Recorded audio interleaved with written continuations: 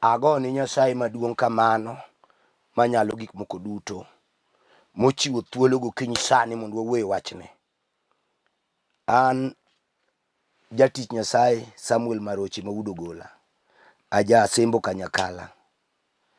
Adwa na wuoye Jo-Galatia 6 wang'e, mawacho kama: Owetena, kata ka uyudo ng'ato rando katimo gima rach, to un ma uwuotho kuom Roho nyaka utem mondo urieye gi chuny muolo, kuritoru mondo un bende kik udonj e tema kama.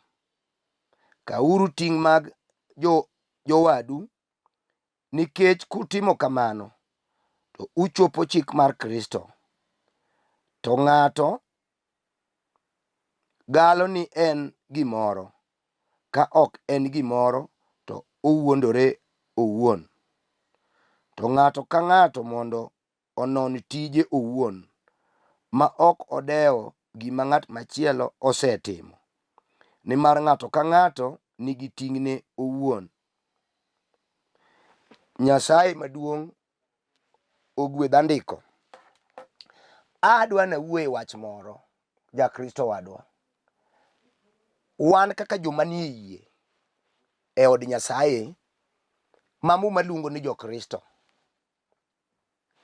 Muma moro be wacho ni jomoyie. E kindwa wawegi kaka joma nosewar, modonje warruok marwa mar Nyasaye opong'o. Uwuotho e Roho, watimo dwach Roho. Gimoro amora mwatimo en gima Roho ema owachonwa. Te eiwa kanyo lweny nyalo go ng'ato. Kendo kik wawuondre, wuodhni rabora. Otimo ling' to timo gode kod ohovni. Otimo dago, otimo todo kod omibi. Otimo lweny mar miero. Otimo lweny mihange ng'ato. Wachni inyalo kuong'ie majwang'i. Injili nyalo mi idonjie kama ne pok idonje. Kendo ng'amo war en ye jasik Satan molo japiny, ma jachien nonone kaka dilware molwari e lowo. Adwa na pim gini kod jalweny mar army mondik kod piny moro mondo odhi orit kiewo kata boda. Jalni king'iye malong'o gi jowadgi ma gin go, gikawre ting' ng'ato ka ng'ato ka gir poya kata ka gir kiragi. Inyalo yudo ka jasigu maloka cha obali sasi momako achiel kuom jolweny makoni. To sano ibiro neno ka nitie tudruok e yo mapiyo mar communication. Kigo simo ni ndege mabiro mondo kaw jalno, kendo opuonji nyaka joma gini kode lweny kaka inyalo timne first aid. Aseneno ka jowetene kete gokgi karingo kode mondo pande bungu, kik ochako rad gi jowasigu moko mititieke. Ijole nyaone, gigolo ka en lisasi mo ok odonjo iye, to gigolo kendgi. Ta asefwenyo ni nyaka lweny kanyo, sama gidhi e lweny gin gi nyaka daktari mathiedho gik machal kamago. Ka ng'ani okaw moduoge e kambi motony e lweny ok onege, kambi keto ng'ama kawe gi mitoka pile ka teri osiptal. Nitie pesa mimiye mokonyore go gi joge mopogre gi msara. Tiende ni en survivor. Apako Nyasaye maduong'.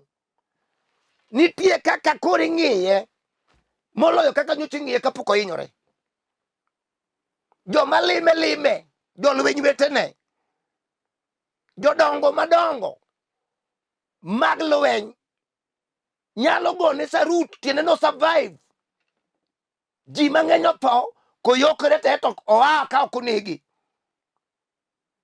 Jalni thothne koduogo chango modok e lweny maber, inyalo miye rank mopogre gi manyocha en go.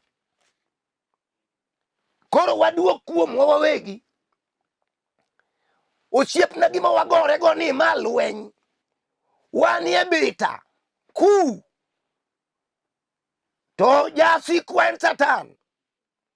En be en ga jens mage. Ondike Muma ni nowuok e polo gachiel mar adek mag malaike Nyasaye molokogi omakogi gi iwe modoko jokore. Jochiende go thoth achiel ewi adek ok gin ji ariyo, gin jochiende milionde and milionde. Tapako misinga mar lweny mobiro mondo mi watek ewi jochiende go. Awacho niya, ka un e wuoth mar warruok, udhi uwacho dongo magi gik ma Nyasaye osetimo, ting'o nyinge malo ka upake, chokruoge udhi kanyachiel, uyalo injili kanyachiel, ulamo kanyachiel, utweyo kanyachiel. Sama wadwa timo neno tasiro, tabe gwedha malam, wanie kanisa achiel, yie en achiel, gen achiel, roho achiel. To ka ng'ato kuom jogi lisasi omako, owacho ni kotimo gima rach, gik maricho ng'eny, chode achiel kuomgi, dokie kong'o ariyo, ayany adek, lweny ang'wen, miero abich. Ondikige Jo-Galatia 5:19. Ka ng'ato didogie mano, to an jal mane wuotho kode yie, onego adhi ire akonye, amiye wach mondikie Muma majiwe, achung' kode e lweny no, adhi alamo gi riyo kech mondo Nyasache ochak olime nyadichiel kaka nolimo Samson ma wuod Manoa. Wach mwadhi en lweny. Temo mi iluongowa ni jolweny. Tuong'o dog ni sima madhod Juda nyakwar Jesse. Sama jalweny olotho e lweny, ne kaka jolweny rike. Ibiro gi lewni motimo akwach akwach, gi joma pangore, bundni go malo, nikech ng'ama otho jalweny. To wan tinde akia ng'ama oyudo wachno, ng'ama chal mokier matin. Jolweny wetene dhine gi runge madongo gi pelni, imedo chudhe kitieke. Apenji, mit momiwa kaka joyalo ok en tieko joyalo wetewa sama gikier ma gilwar piny monego wamakgi. Wach momiwa en wach mar jiwogi, ka wamiyogi geno ni kata ng'ato podho nyalo chung' kendo, kata ng'ato weyo nyalo duogo e yo. Mano e kaka ondike. Ok ni ka ng'ato osegore piny ma lepe otimo chuodho go mibi, wasigu kolawe momake kidhe, ta bende adhi ariwra gi wasigu. An ema kora kidhe moloyo. Adhi ire kasemoro wang'a madongo machalo mar tinga, ager ka gima ne mana kelo warruok. To Yesu wacho niya, ka ji ka ng'ato nigi rombe 100 to achiel olal, dongo nyalo we 99 to dhi dwaro achiel, to duong' dok ni Nyasaye. Jowadwa, kinde mwagikie ni en kinde monego jolie ji kuom nyao. Jol ng'ama nyap to wuotho dhi adhiya. Kineno ka ng'ato regea to wuotho dhi adhiya, ijiwe nwa dhi adhiya. Wuothiye tek, otek. Nyaka thundi manochake maber, manowang'i, nogo marach, ogo marach, moko go mapek. Gin wadhiye gi ng'uono, wedhiye ning'eyo, in rit warruok. Koso warruok ema riti. Dwani winj kama wuoye. Gini maritowa. Wan capacity wa kaka dhano. Ok dwa rit warruok. Kineno tieko higni 10 gi warruok. Mano ng'uono. Ok kuom tekoni. Duong' odog ni simba ma dhod Juda. Adwani winjo malong'o. Gin dwani winjo malong'o. Ni ok ochiwe kaka iparo no. Moko nitie ma sama lemo. Iwinjo kawacho ni ok wabi choko ji. To kara ok ichok ji nang'o to ndike muma ni choku joga. In ok ichok ji nang'o. Awuoyo kodi wach mondiki. Onge ng'ama perfect. Onge Petro ka Jona. Wuotho gi Yesu mochiemo kode. Dakika mogik ka koro imako Yesu. Nogolo pala mong'olo go ite. Dakika mogik ka koro ipenjo joma ne ni kode. Petro nokwede. To kara ere. Dhi mos owadwa, dhi mos nyamera. Dhi gi ng'ato mos. We medo nego ng'ama osetho. Negi dwar ka kochung' malo. Unegi dhire gi ng'wono gi hera. Unegi dhire kod weche majiwe. Isomne mumbe mawuoyo. Wuo kode ka in gi hera mathoth. Yesu nowenwa hera. Winji. Kata ng'ato tuo. Thoth ji osetamre kata moso ng'ama tuo. Ndike muma. Adiero ndiki. Owenwa tuoche, owenwa richo te. Tayo chango tuoche wa pep. Mano to ndiki. Tapenji. Bing'eyo. Ni muma misike samo mar Ayubu no. Ni okonre ona. To muma chielo bondiki. Ni nitie tuo manyalo go ng'ato. Bondo duong' mar Nyasaye onere. Kanyo be isomoga. Apenji jayalo wadwa. Mich momiwa ok en mar nego rombe. Mich momiwa ok en mar nego ji. Jayalo wadu kiwinjo notimo gimoro. Onegi bed malit mokuyo. Onegi lamne Nyasaye gi kech. Ok onegi lokri jafwambo gi keyo. Ma ng'ami romo go. Ni to be ung'eyo gimosetimo ng'ane. In ema onego goli warruok nikech iketho warruok. Warruok en gima lit. Ka ng'ama nyocha uyalogo. Ma nyocha pawe go. Ma ji osedhodho. Mon osedhodho nyithindo ka yalo. Omiyo miere manoro okwamo. Ochung' ka jalo yalo. Ing'eyo. Ute manokethore. Ma jalo time counseling. Moduogo ngima. Utego nitie. Ni ng'ama kamano jachien mako. Kore ka jayalo nyiero. Ka wuotho go en dara. Onego wuo kodi osiepna. Nego wachni adiera. Ni wan wabiro lemo ji ariyo. Apenji. Ariyo go te mage. Tiende ni in gi chiegi. Oketo ubiro lemo. Kore kuchako wero wende mag sisi wawili bwana. Ka piny osebagi. Milor kanisa. We tetia polo. Polo di tetia kende. Jal manodhi nidhi mako ak mar Nyasaye kalwar. Nolal gi ak. Duong' odog ni simba ma dhod Juda. Njili mane madichungo. Njili ema chung kodi. Njili osegolie gunda. Njili ogolie chandruok. Njili ogolie tuo.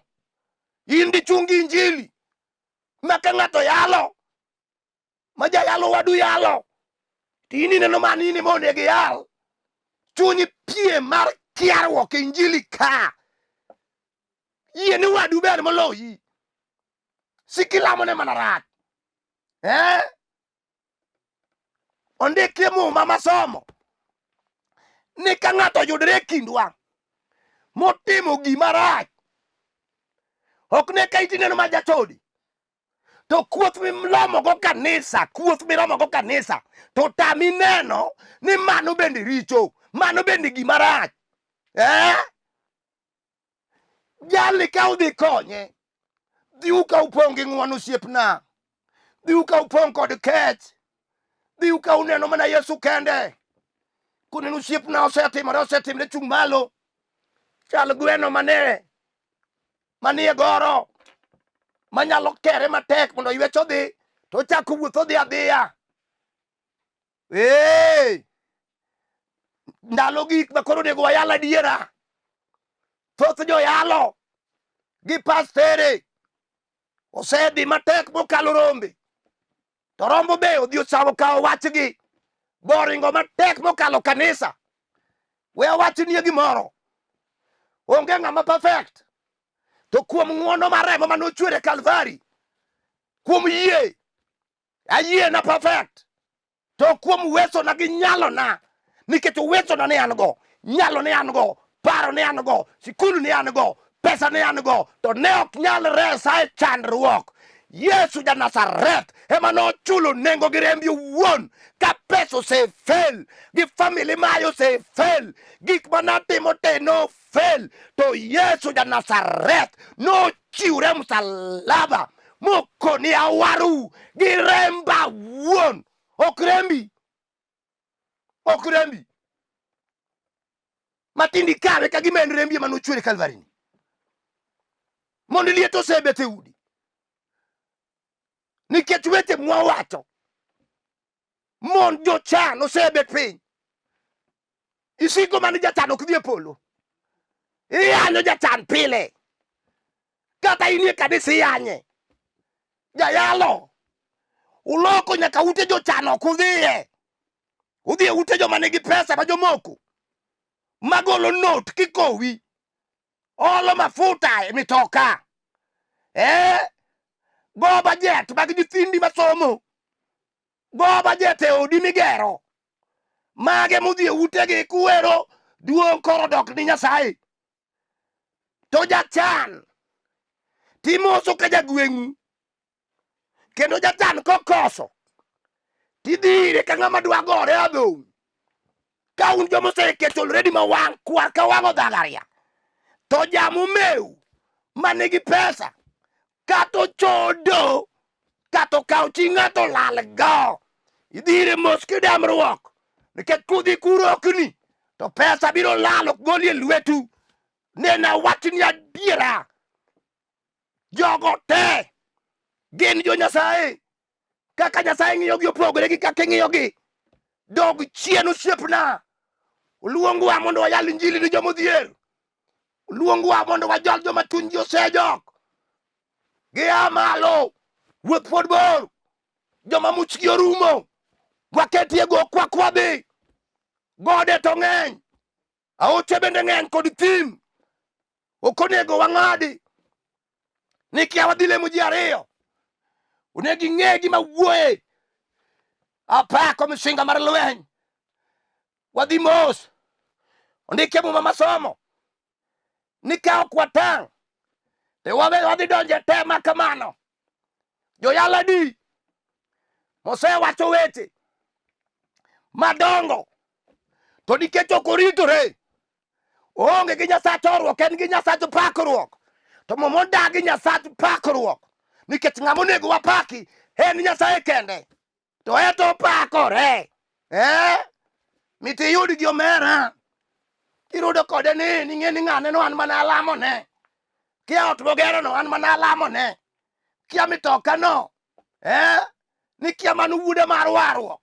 Ng'ama kata ok noneno kiwaro, obawre mana kuom ng'ano ni wuode mar warruok. Kabulu band mibawe makati onego wuok kodi osiepna. Ndalo biro onego yal injili, onego wajolre jolweny. Bedo ni Yesu oseyudo joma nodwaro, di koro oseduogo, to nikech odeko, injili pod onego yal.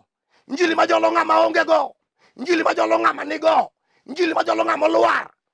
Kata en min kanisa, to ni neno kodonje lweny moro, osiepna lamne uru, biuru ji kujole, make uru gi ng'wono, duoke uru e rombe. Kata kanisa nyalo dhi e lamo ni ng'at achiel, bondo Jehova duoke. We bedo ni romo, tuong'o dog ni simba, tuong'o dog ni thuon. Nikech mar Ezekiel ni jakwath maber keto ngimane piny ni jombe mokwayo, bondo dhok okalie, diek okalie, nyaka rombe. to matinde okaw runge madongo gi betni ema gichadhogo jamni magikwayo. Kanisa ne ni ji alofu, bang' dweche 2 duogo ji 10. Kipenjo jakwath nosiepna, jogi odhi kanye? Ni jalweny. Ji noluongi to kor ji te. Koth lal. Onge koth lal. In emilalogi. Wata diera. Ilalogi. Idwaro ni ng'amo koye kowar mamadho chak. Imiyo chogo ni mondo cham. Odhi bet kune. Nego wuok kodi osiepna. Yesu ng'eto Petro. Duok pandi olalo. Duok pandi olalo. Weng'olo ji.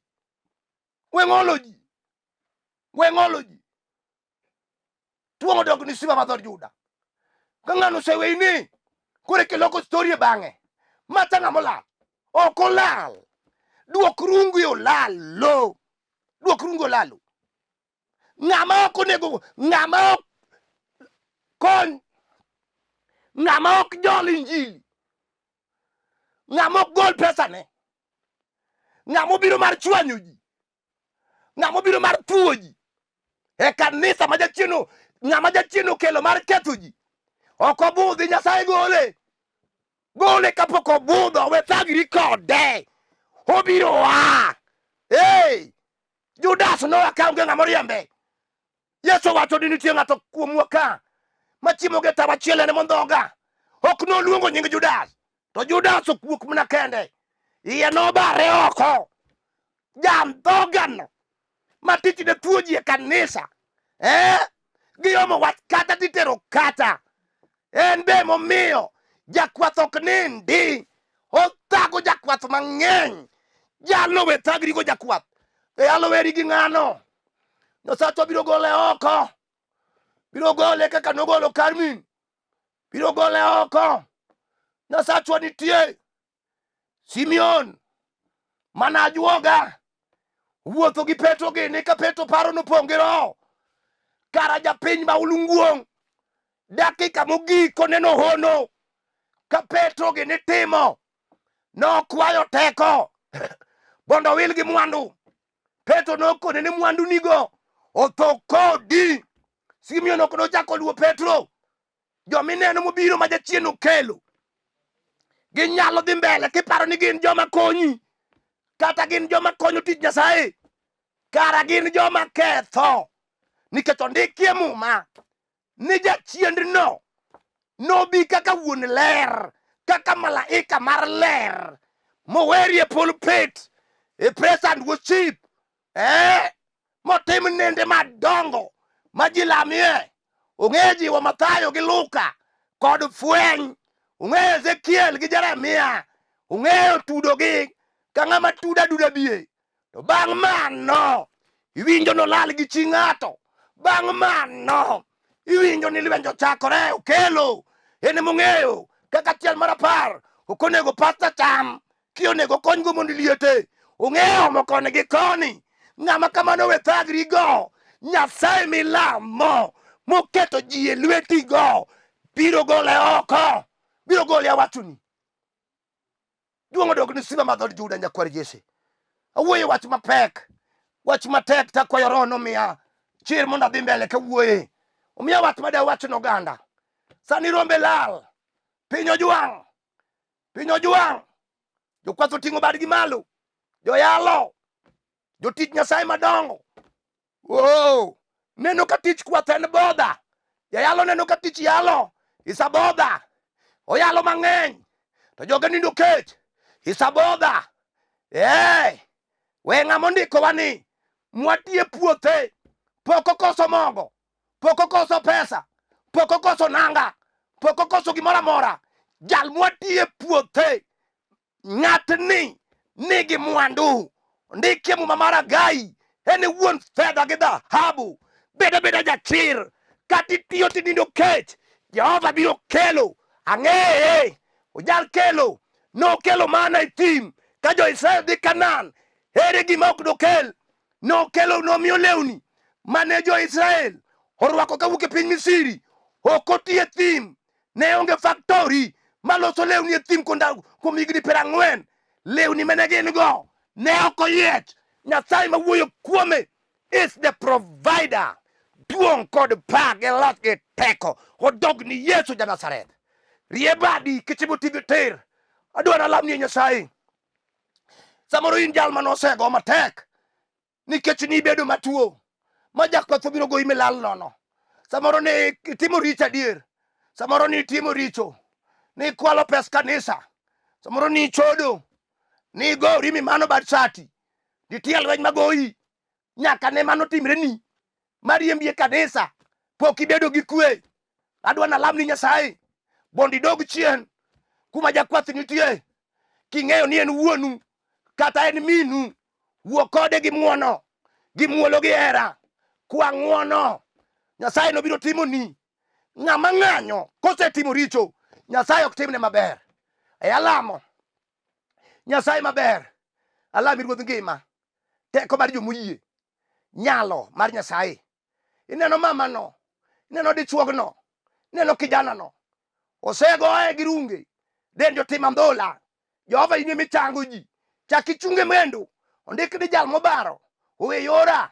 Nyalno dhi winjo marach. Jehova ome. Ome Jehova mar polo. Ondike mo mane jaduong' cha. Norwako gude moselal. Moduogo kendo. Rwak dichuog no. E kundi. Duok ne gima nengo. Duok ne ng'uono. Duok ne were. Jehova kitimo kamano. To duongi pak. Kod teko. No duogi. Parwa wan jokwath. Miwa chuny mayom. Miwa chuny rwako. Rombe. Miwa chuny ng'eyo yom yom ka yom yom. Miwa jol rombe wa yom yom gi. Ka ok wakeyo gi kendo wagoyo gi. Ma walalo gi. Jehova timnwa mano. Parna mama. Maselina piyo wachiali. Majaoda e piny dala Rambugu kanyo. Parna Polo Gembo manyakwara tieno e piny Kibira. Parna wuda die manyakwara die. Parna Mos mawudo dera kani e piny Kabiria. Jehova parna Juma Osewe mawud Kanyakala kod chiege manyau Yoma kagin Kibira kanyo. Kisumo Ndogo irie badi ode Nyasaye. Parna Collins mawudo dero kod Collins mawudo Bull. Parna Nyasembo Nyawera. Parna jok duto te malime the finish work at Calvary. Kitimo kamano to duong' kod pak kod nyalo gi teko nodog ni e polo malo. Alamo kan kod yie ruoth ni setimo e nying Yesu Kristo ruodhwa. Amen. Awacho niya. Samoro idwaro ng'eyo nambana. Mondi biwa lem kama leme Olympic Kibira. Kata wawuoye sime wach machandi. Monda puonjra kodi monda lamni Nyasaye mondi nehono maduong' ma Jehova ikoni. Nyinga gin Bishop Samuel Maroche. An wuodo gola. Aja sembo Kanyakala. To mae namba na 07 400 87 57 5. Achako 07 400 87 57 5. Kidwara tigochona namba no. Nyasaye mondo ogwedhi mang'eny. Shalom, shalom, shalom.